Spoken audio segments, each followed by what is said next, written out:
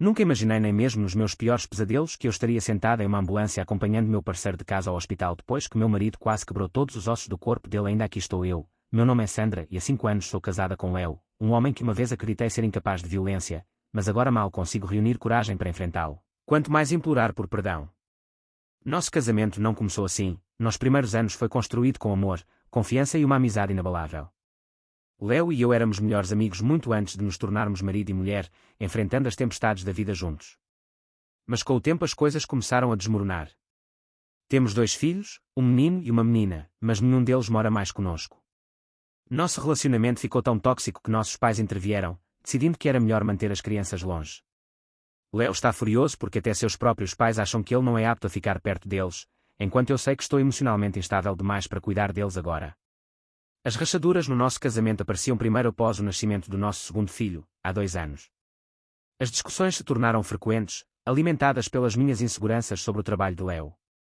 Por mais bobo que pareça, eu ressentia vê-lo sair para trabalhar todos os dias cercado por colegas femininas inteligentes e atraentes, o que me fazia sentir inadequada, apenas uma dona de casa sem carreira, sem diploma e sem propósito além de criar nossos filhos.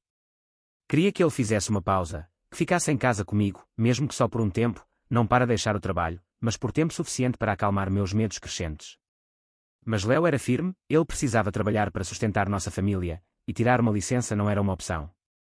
Eventualmente, seu pai interveio, forçando a gente a resolver a disputa, e por um tempo a briga parou, mas a paz foi passageira. A tentação me encontrou e eu falhei no teste supremo de lealdade.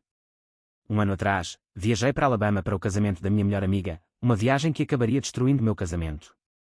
A jornada de Detroit durou quase 14 horas, um dia inteiro perdido na viagem. Leo era contra a ideia de deixar nossos 2 filhos pequenos para uma viagem de 1 semana para o casamento. Se eu insistisse, ele argumentou que eu deveria pelo menos levar nosso filho de 1 ano comigo, mas eu recusei. Após anos dedicando-me à nossa família, senti que merecia uma pausa. Se tinha conseguido cuidar sozinha por anos, com certeza Leo poderia lidar com 1 semana. Ele protestou, lembrando que seu trabalho dificultava cuidar das crianças sozinho, mas eu não ouvi. Fui para Alabama sem avisar, deixando nossos filhos para trás. Essa viagem foi o começo da minha queda. 14 horas longe de casa, cercada por rostos desconhecidos, livre das responsabilidades do casamento e da maternidade. O que poderia dar errado? A resposta: tudo. Eu nunca aleguei ser santa, e aceitei minha fraqueza no momento em que pus os olhos nos homens em Alabama. Havia muitos solteiros ansiosos para paquerar, indiferentes se uma mulher era solteira ou casada.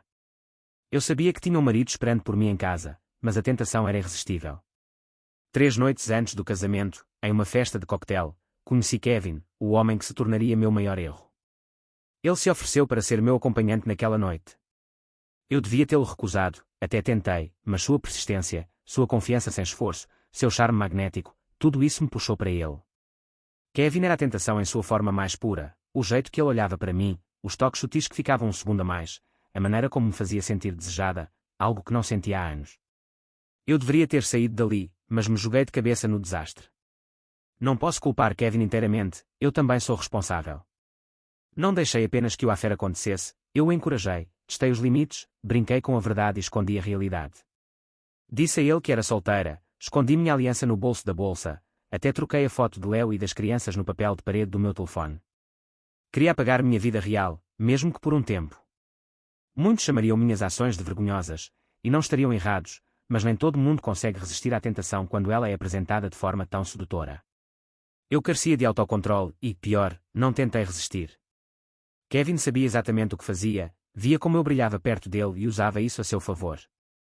Para mim, não era só desejo, era uma fuga, um gosto intoxicante de liberdade, sem discussões, responsabilidades ou o peso da vida de casada. Era o contraste entre a mulher que me tornei, esposa, mãe, alguém presa pelo dever, e aquela que eu desejava ser. Pela primeira vez, entendi porque Leo insistiu para que eu levasse as crianças comigo. Se elas estivessem lá, me teriam colocado na linha, lembrado do meu lugar, do meu propósito. Mas sozinha, eu tinha liberdade para esquecer. Ninguém em Alabama me conhecia, exceto minha melhor amiga e seu marido, e com toda a atenção deles voltada para os preparativos do casamento, ninguém estava de olho. Então, deixei Kevin jogar seus jogos perigosos. Ele sussurrou palavras doces no meu ouvido, sua voz uma melodia suave que me arrepios na espinha. Ri como uma colegial e, intoxicada pela atenção, ao fim da festa de coquetel, já tinha beijado ele mais de 3 vezes. Eu sabia exatamente onde aquilo ia dar, e quando Kevin me convidou para o quarto dele, não hesitei. Naquela noite, conversamos por horas, ele me encheu de elogios, dizendo que eu era a mulher mais bonita que tinha visto na vida. Normalmente, elogios assim não me afetariam tão facilmente, mas aquela noite foi diferente. Eu estava vulnerável, imprudente, e Kevin sabia exatamente como tirar vantagem disso. Ainda hoje, posso admitir, Kevin tinha jeito com palavras, um charme que nublava meu julgamento como uma névoa espessa. Olhando para trás, o odeio por isso, porque por causa dele descobri um lado do meu marido que eu nunca imaginei existir. Mas essa é a história para outro momento. Num instante, estávamos conversando, no próximo, nos beijando, e então perdi toda a noção de limites. Quando o amanhecer chegou, eu tinha feito o impensável. Não apenas dormi com ele, eu me entreguei à fantasia, deixando que ela me consumisse completamente. Sem vergonha, tomei banho com ele naquela manhã, tomei café no quarto dele e passei o dia inteiro ao seu lado. Fiquei tão encantada por Kevin que até pulei o branche das madrinhas de honra que minha melhor amiga tinha organizado. Nada mais importava. Eu não queria que o casamento acabasse, porque sabia o que me aguardava além dele, a realidade, o marido, filhos e o peso sufocante da culpa. Mas a culpa não foi suficiente para me parar. Durante o restante da viagem, me perdi em Kevin. Abandonei meu próprio quarto de hotel, mudei para o dele, só para ficar mais perto. Por uma semana, desempenhei o papel de esposa de um homem que mal conhecia. No último dia, Kevin me fez uma promessa, que me visitaria em Detroit sempre que pudesse. Ele morava na Alabama, mas disse que era de Detroit e ainda tinha família lá. A ideia de revê-lo era tentadora, perigosamente, mas, no fundo, eu sabia a verdade, isso não podia se misturar à minha vida real. Eu não podia permitir. Tinha que esconder meu caso, manter Kevin longe do mundo que construí. Se meu marido descobrisse, não, eu me recusei a sequer pensar nisso. Fiz tudo ao meu alcance para que Kevin e meu marido nunca cruzassem o caminho um do outro. Mas o karma tinha outros planos. Eles se encontraram, e acabou em ossos quebrados. Antes daquele dia de julgamento, porém, havia sinais de alerta, um desmoronamento lento e silencioso dos meus segredos. Leo não sabia da minha traição inicialmente, mas não era cego. No momento em que voltei de Alabama, ele me observava como um predador estudando sua presa, e quanto mais tentava agir normalmente, mais ficava suspeito. Esse foi meu erro. Pessoas que têm algo a esconder tentam ao máximo parecer inocentes. Eu me exagerei, sufocando minha culpa com normalidade forçada, e ao fazer isso, dei a Leo o motivo para desconfiar. Foi a coisa mais difícil que já fiz, porque, pela primeira vez no nosso casamento, fui infiel. Na verdade, foi a primeira vez que trai alguém em qualquer relacionamento. Sempre fui leal, sempre, e agora mal conseguia respirar na minha própria casa. Estar na mesma sala que Leo era sufocante. Leo não é um homem que possa ser manipulado ou suavizado. Ele se comporta com uma confiança silenciosa, sua intuição afiada. Desde o momento em que saí para Alabama, ele resentiu minha saída, me vigiando como um predador. Quanto mais eu tentava parecer normal, mais suspeitava. Essa foi minha maior falha. Pensei que o assunto tinha acabado, mas Leo não é de deixar as coisas passarem tão facilmente. Enquanto tentava seguir em frente, ele continuava cavando, determinado a descobrir a verdade. Enquanto isso, Kevin, que era o diabo na minha orelha, me convidou de novo, desta vez para jantar. Recusei inicialmente, o risco era grande demais, mas Kevin, como sempre, não aceitou um não. Sair à noite era infinitamente mais difícil. Tive que esperar nossos filhos dormirem, depois Leo também. Felizmente, ele costuma dormir cedo por causa do trabalho, então escapar sem ser notada não era impossível. Assim que tive certeza de que ele estava dormindo, saí. Kevin tinha reservado um hotel. Deixei claro que não podia ficar à noite, mas ele implorou para que eu ficasse. Quando estou com ele, minha razão desaparece, pensamentos racionais somem, e faço decisões imprudentes. Aquela noite não foi diferente. Jantamos, trocamos carícias ali, em público. Deixei minha guarda cair, acreditando falsamente que ninguém que me conhecesse sairia tão tarde, e como Leo já estava dormindo em casa, me senti segura. Ignorei todos os avisos na minha cabeça. Passei a noite no hotel, mas na manhã seguinte, meu mundo caiu. Ao chegar em casa, meu coração quase parou ao ver o que tinha diante de mim, pertences espalhados, roupas, sapatos, itens pessoais, tudo jogado sem cuidado, para todo mundo ver. Meu fôlego travou na garganta, meu pulso pulsava forte nos ouvidos. Me forcei a entrar, minhas pernas tremendo, e no momento em que entrei na sala, uma surpresa ainda maior me aguardava. Estavam sentados os pais do Leo e os meus próprios, com expressões graves. O pânico me tomou antes que eu pudesse falar alguma coisa. Leo pegou o celular e apertou play.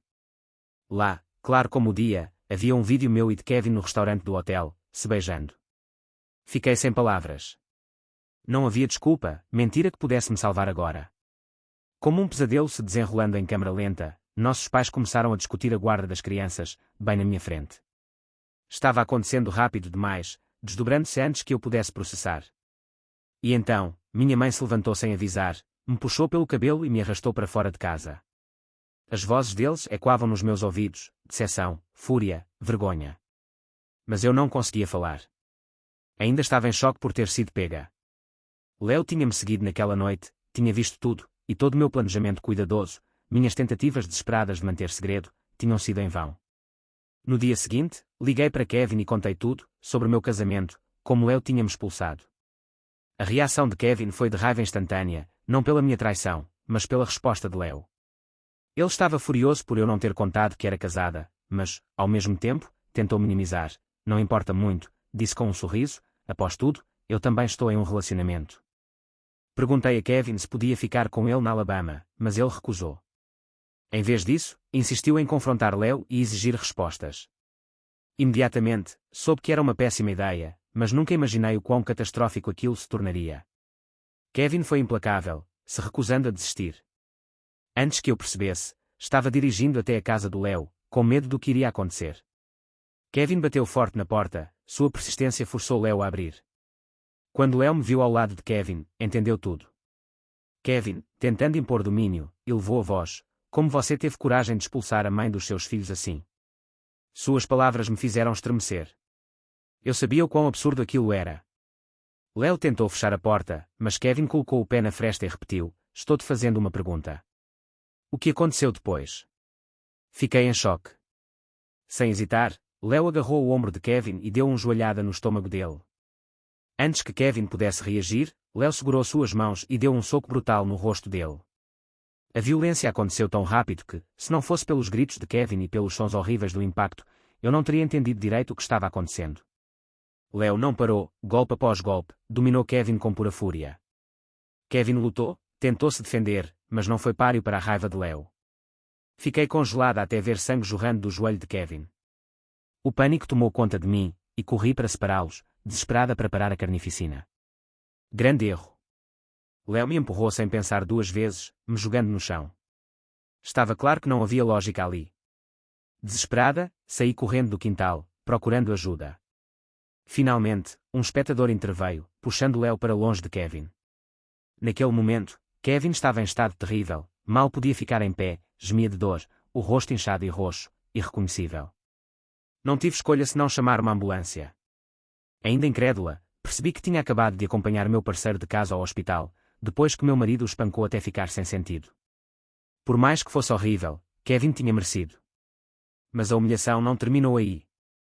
Apesar de tudo, Kevin se recusou a assumir qualquer responsabilidade por mim.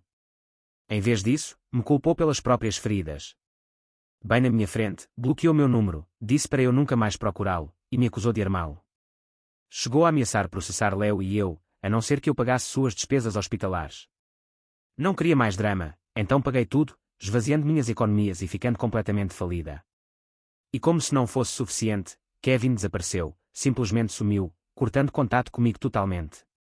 Você lembra quando eu disse que ia implorar perdão a Léo com meus pais? Também não deu certo.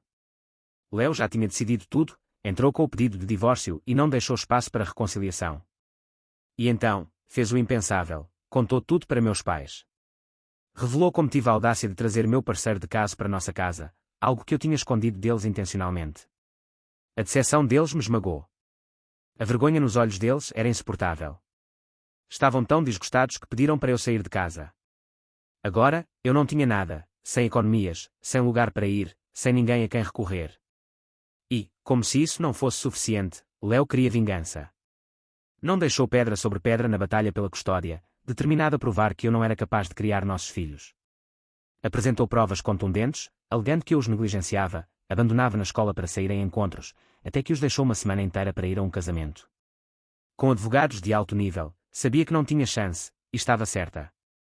A corte deu a vitória para Léo, concedendo a ele a custódia total dos nossos filhos. Fiquei ali, congelada, enquanto a sentença se desenrolava. Não só perdi meus filhos, mas também fui condenada a pagar pensão alimentícia, dinheiro que nem tinha. Pior ainda, minha visitação foi limitada a encontros supervisionados. Passei de ser a mãe, aquela que os colocava na cama à noite, para nada mais do que uma visitante, alguém que precisava de permissão para vê-los. Desesperada, procurei meus pais por apoio, mas eles não quiseram saber de mim. Minha mãe nem conseguiu olhar para mim quando disse: "Você fez sua cama, agora que se deite nela." Em um momento de desespero, procurei Léo. Implorei, subi-onde, chorei, tudo por uma chance de ver meus filhos com mais frequência. Mas ele me fechou a porta na cara, sem gritar, sem se vangloriar, apenas me encarou com frieza, como uma estranha. E, sem uma palavra, fechou a porta na minha cara.